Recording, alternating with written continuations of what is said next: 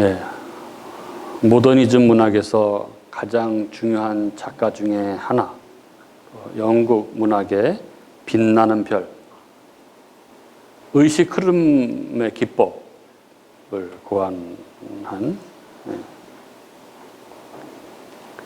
버지니아 울프 아실 것입니다. 하지만 그런 그녀도 평생 자기 내면과 싸워야 했습니다. 어릴 적에 부모님의 죽음, 그리고 반복되는 정신병의 발작, 그리고 여성으로서의 이 억압된 존재감은 그녀에게 이 문학이라는 탈출구를 주었지만, 그러나 그 탈출구는 결코 그녀를 해방에 이르지 못하게 했습니다. 1941년 3월 어느 날 버지니아 울프는 남편에게 편지를 남기고 강물로 걸어 들어가서 생을 마감합니다. 그녀가 남편에게 남긴 편지에 이런 문장이 있습니다. 나는 다시 미쳐가고 있다는 것을 확신해요. 더는 견딜 수 없어요. 나는 내 삶을 망쳤고 당신을 망쳤어요. 나는 나 없이 당신이 더 나아질 거라고 생각해요. 그녀는 세상에 명예와 지성을 가졌지만 자기의 인생은, 자기의 존재는 실패라고 생각을 했습니다. 그래서 그녀의 마지막 눈물, 이 눈물은 세상에 줄 수 없는 평안에 대한 절규였고, 그녀는 그렇게 생을 마감했습니다. 성경에도 이렇게 눈물로 생을 마감한 그런 여인이 있습니다. 사랑을 받았지만 늘 부족했고, 간절히 원하던 아들을 낳는 그 순간 죽음을 맞이한 여인, 바로 라헬입니다. 그녀는 마지막으로 낳은 그 아들의 이름을 베노니, 나의 고통의 아들이라고 불렀습니다. 그 이름에는 이런 고백이 담겨 있는 것 같습니다. 내 인생은 실패였어. 사랑받았지만 나는 만족이 없었고, 기다렸지만 결국 내 생명을 내어놓아야 했어. 우리가 나누고 있는 이 창세기 35장은 야곱이 20년간 외삼촌의 집 바단 아람에서의 생활을 끝내고 드디어 가나안 땅, 아버지의 집, 고향으로 돌아오는 여로를 보여주고 있습니다. 그리고 오늘 본문은 그렇게 고향으로 돌아오던 야곱에게 그의 사랑하는 아내 라헬의 죽음으로 그의 시신을 땅속에 묻고 묘비를 세우는 가슴 아픈 한 장면을 그리고 있습니다. 라헬은 이 라반의 둘째 딸, 빼어난 미모의 여인이었습니다. 야곱이 형의 낯을 피하여 도망하여 바단 아람에 있던 그의 외삼촌 라반의 집에 도착했을 때 그는 이 라헬의 아름다운 미모에 반해버리죠. 그래서 그는 자그마치 14년을 이 라헬 때문에 무보수로, 품삯을 한 푼도 받지 못하고 무보수로 일을 합니다. 처음 7년은 라헬에게 장가들기 위해서 일을 했고, 그 다음 7년은 장가든 후에 그 결혼에 대한 대가로 한 일이었습니다. 이렇게 라헬은 한 남자의 지극한 사랑을 받은 여자였습니다. 그러나 이러한 라헬의 인생은 기나긴 기다림과 아픔과 고통의 연속이었습니다. 그 이유는 그녀가 아들을 낳지 못했기 때문이었습니다. 그녀는 언니 레아가 자녀들을 계속해서 낳는 동안 자식을 낳지 못했습니다. 그래서 이 라헬의 고통은 마침내 투기에 이르게 되었고, 남편 야곱에게 30장 1절에 보면 내게 자식을 낳게 하라. 그렇지 않으면 내가 죽겠다. 이렇게 말을 하기까지 이르렀습니다. 라헬의 아픔은 이 자기의 여종 빌하를 야곱에게 주어서 아들을 낳게 하기까지 이릅니다. 마침내 그는 그의 여종 빌하로 하여금 아들을 얻게 되어서 그의 이름을 단이라고 짓습니다. 그 뜻은 내 원통함을 풀어주셨다. 신원이라는 뜻이죠. 이렇게 이름 지은 걸 보면 그녀의 고통이 어떠했는지를 짐작할 수 있습니다. 그래도 라헬은 만족할 수 없었습니다. 다시 빌하로 하여금 야곱에게 둘째 아들을 낳게 했는데 낳고 나서 이름을 납달리라고 짓습니다. 무슨 뜻이냐면 내가 형님과 경쟁하여 이겼다 이런 뜻입니다. 그녀의 아픔과 고통이 얼마나 심했는지 이런 이름들을 보면 짐작할 수 있습니다. 그리고 마침내 하나님께서 라헬을 생각하셨습니다. 라헬의 태를 여시고 아들을 주셨습니다. 얼마나 기뻤을까요? 이 아들을 낳은 후에 라헬이 그러죠. 하나님이 나의 수치를 씻어주셨다. 이렇게 이야기합니다. 이 이야기를 보면 그녀의 그동안의 고통, 한이 마치 다 풀리는 것 같은 그런 기쁨이었을 것이라는 짐작을 합니다. 그런데 그 아들 이름을 요셉이라고 짓습니다. 이 요셉이라는 이름의 뜻은 더함이라는 이런 뜻이죠. 즉 하나님께서 나에게 아들을 더하기를 원한다 이런 의미인 것이죠. 이것은 단순한 출산육이 아니라 요셉 공동체 내에서의 자신의 확고한 위치를 위한 것이죠. 당시 문화에서 많은 아들은 이 가문 내의 권력과 영향력의 상징이었죠. 그래서 라헬은 언니 레아에 비하면 여전히 열세의 위치에 있었기 때문에 그랬던 것입니다. 그렇게 라헬이 요셉을 낳은 후에 야곱은 모든 식솔들을 이끌고 밧단 아람을 떠나서 가나안으로 향하죠. 그리고 우리가 아는 바와 같이 세겜에서 10년을 보냅니다. 그러나 그 기간 동안 이 라헬이 구한 그 더함은 아들이 아닌 기나긴 기다림과 고통의 더함이었습니다. 그리고 지난주 우리가 나눈 대로 하나님의 말씀에 순종해서 이 언약의 장소인 베델에 올라가서 하나님께 제단을 쌓고 하나님으로부터 이 땅과 후손에 대한 언약을 재확인받은 이 야곱 일행은 오늘 본문입니다. 16절에 베델을 떠나 아버지 이삭이 거주하던 이 헤브론으로 향하던 중에 이 에브라스에 이르렀을 때 라헬은 극심한 산기를 느끼게 됩니다. 야곱 일행은 아마 불가분 그곳에 장막을 치고 해산 준비를 해야 했을 것입니다.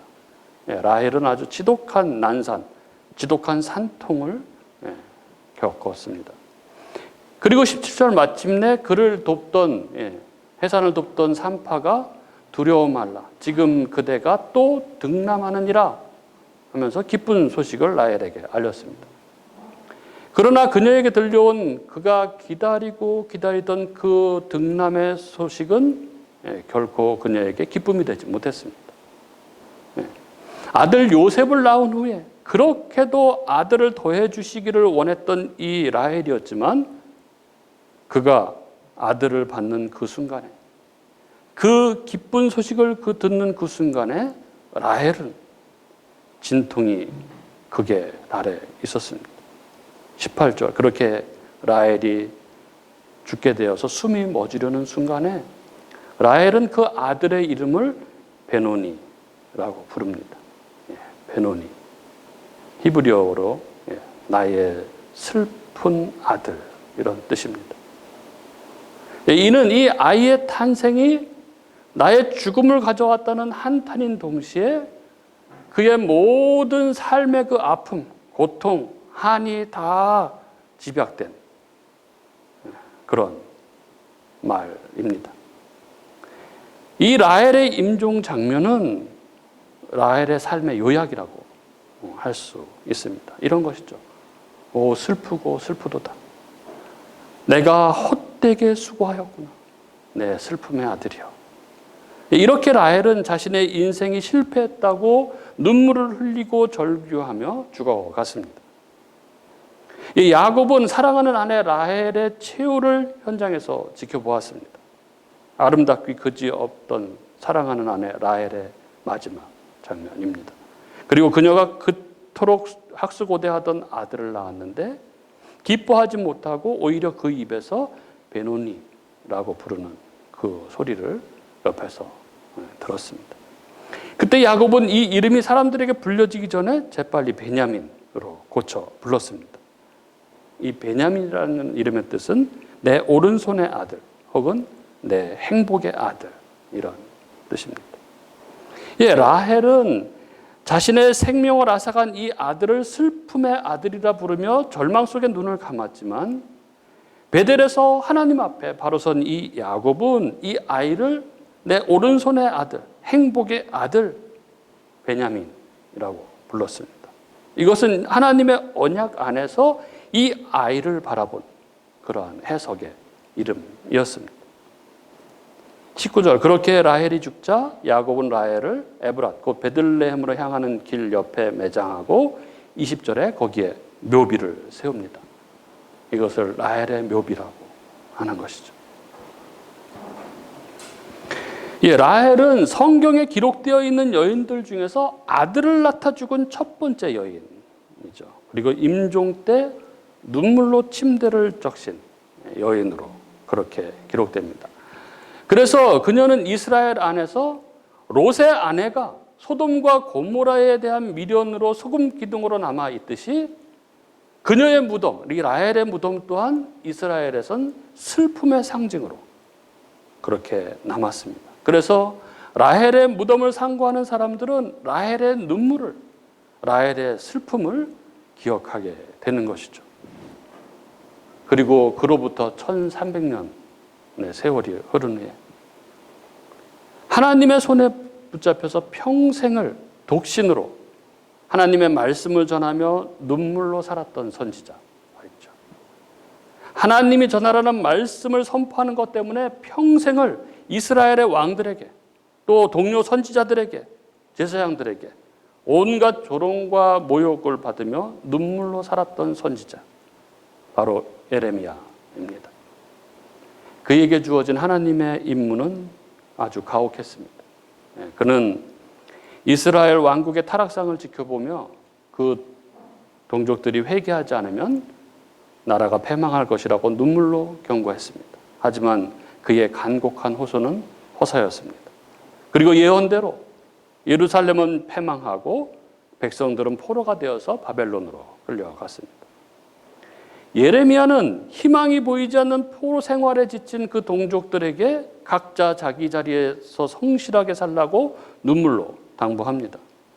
그 절망의 시간 속에서 그 절망 너머의 희망을 보도록 한 것이 예레미야의 소명이었습니다.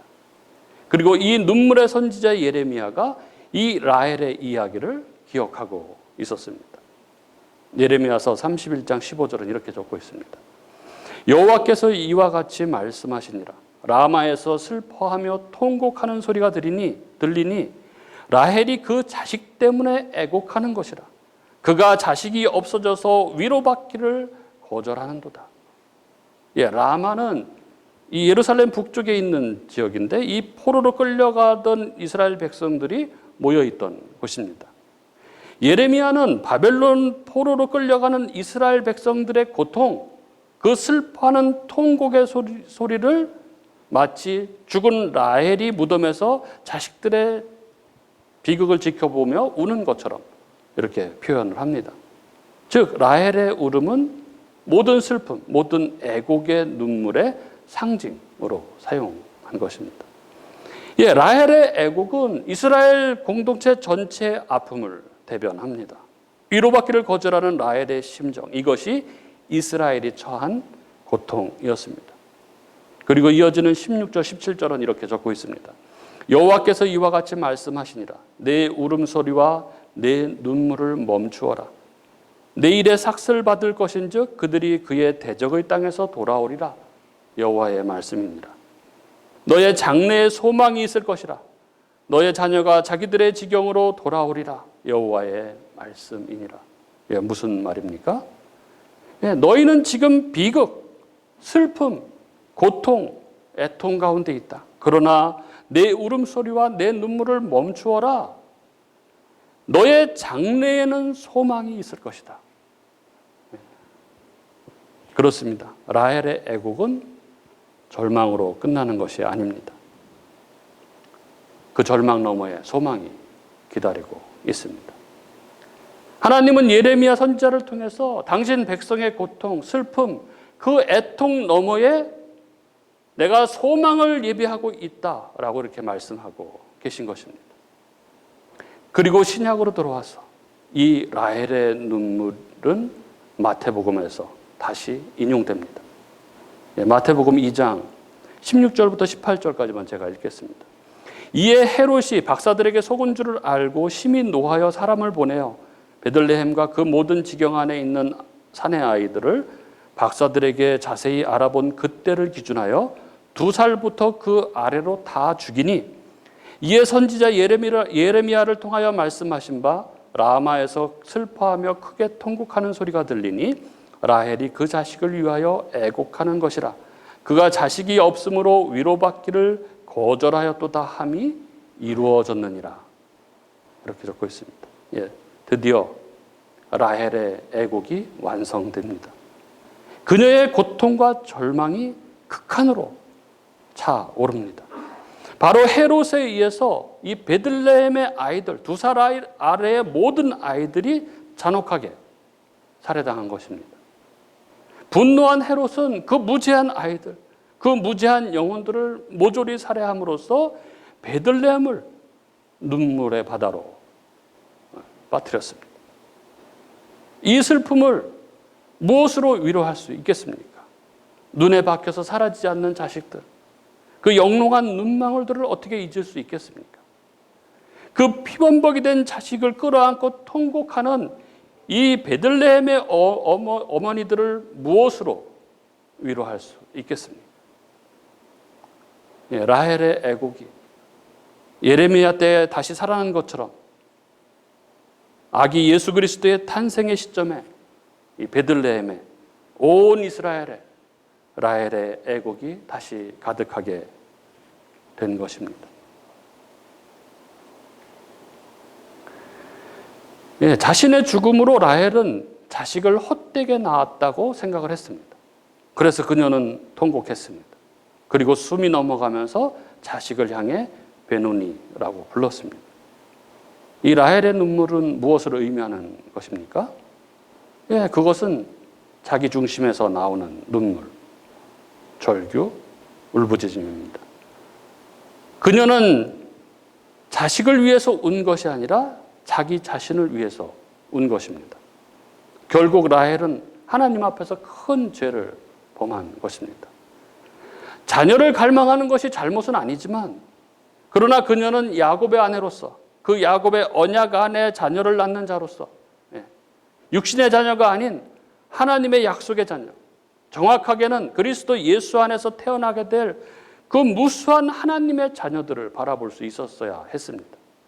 그 하나님의 계획 안에서 자녀를 낳는 자신의 존재, 이유를 바라보아야 했습니다. 하지만 라헬은 그렇지 못했습니다.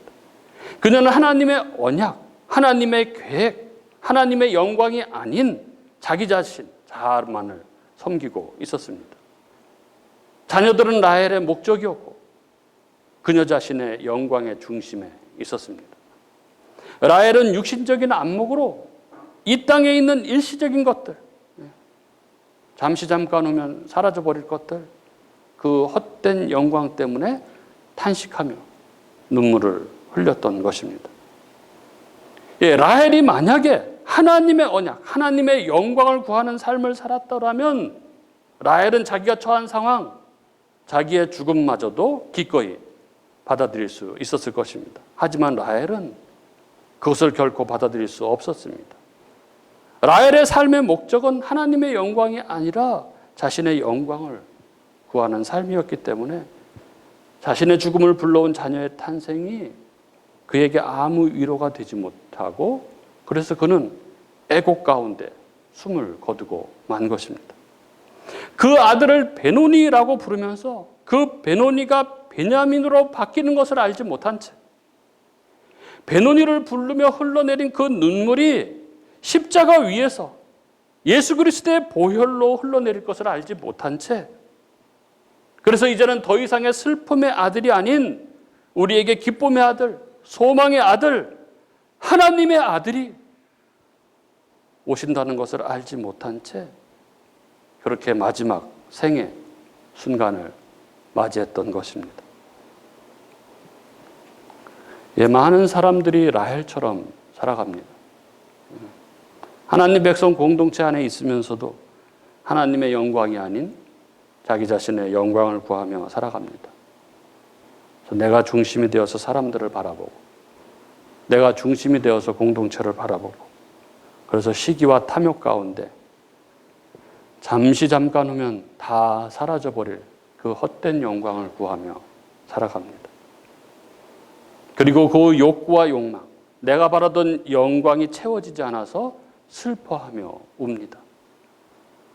사랑하는 우리 교우 여러분, 나는 혹시라도 이 라헬의 슬픔을 안고 눈물을 흘리고 있지는 않습니까? 혹시 라헬처럼 나의 영광 때문에 울고 있지는 않습니까? 이스라엘의 귀환을, 그 모든 죄와 고통으로부터의 구속을 하나님께서 예비하고 계신데 그 진정한 베냐민, 그 오른손의 아들, 행복의 아들을 그렇게 준비하고 계신데 베노니를 부르며 슬픔과 애통 가운데 있지는 않습니까? 우리는 종종 말하지 못할 고통 속에서 눈물을 흘립니다. 그러나 우리의 눈물이